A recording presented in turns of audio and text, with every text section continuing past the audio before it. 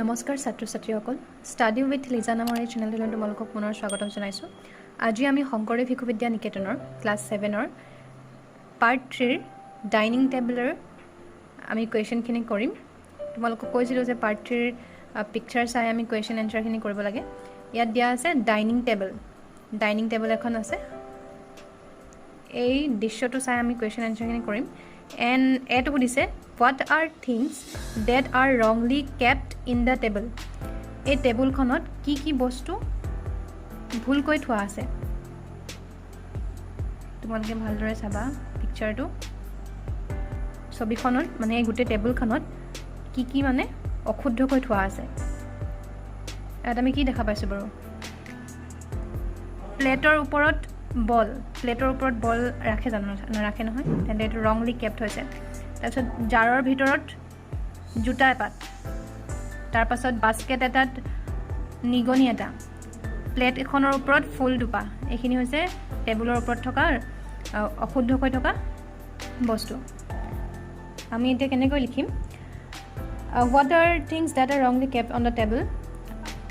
এতিয়া জাৰৰ ভিতৰত জোতা এপাত আছে, আমি সেইটো কেনেকৈ লিখিম? শ্বু ইনচাইড দ্য জাৰ। তাৰপাছত প্লেটৰ ওপৰত বল অন দ্য প্লেট। তাৰপাছত মাউচ ইন দ্য বাস্কেটৰ ওপৰত নিগনিটো আছে যে সেইটো।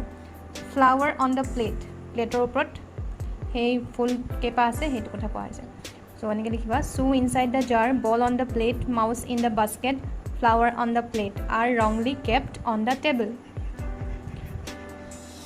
B2 দিছে what is the object that is wrongly kept in the room. গোটেই ৰুমটোৰ ভিতৰত কি বস্তু অশুদ্ধকৈ আছে বাৰু?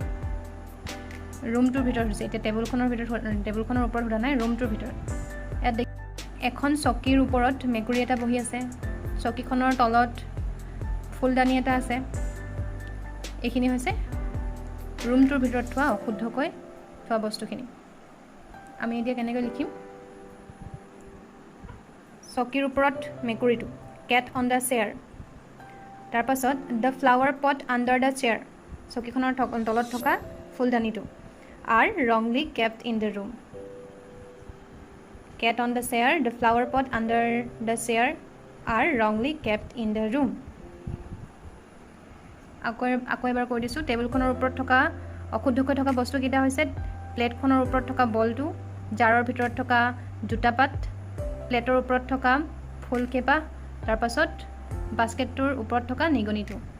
আৰু ৰুমৰ ভিতৰত থকা বস্তুকেইটা হৈছে অশুদ্ধকৈ থকা চকীখনৰ ওপৰত থকা মেকুৰীটো আৰু চকীখনৰ তলত থকা ফ্লাৱাৰ পটটো মানে ফুলদানিটো। এইখিনি আমি দৃশ্য চাই কুৱেশ্যন এনচাৰখিনি কৰিব লাগিব। বাকীকেইটা তোমালোকক অন্য এটা ভিডিঅ'ত দিম, চাবলৈ নাপাহৰিবা। আজিলৈ নমস্কাৰ।